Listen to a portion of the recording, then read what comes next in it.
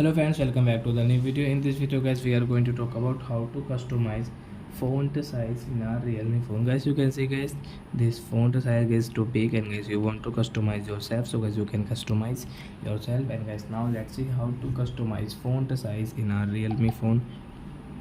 In this video guys, I am going to show you. So when first of all open your phone setting to customize this font size, then guys click on display and brightness, scroll, and guys you can see your font and display size tab here, and guys you can see your font size. So as you can see, very large, medium, default, and small size.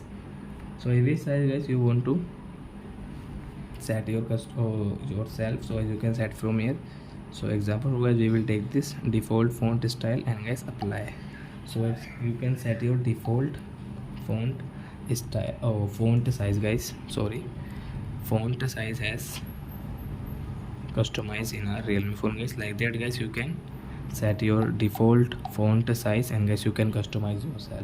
So I hope friends you have understood how to customize font size in our Realme phone. So that's it guys, thanks for watching. Now we will meet on next video with new topic. Before going guys, please go and like my video, subscribe my channel. Bye bye friends.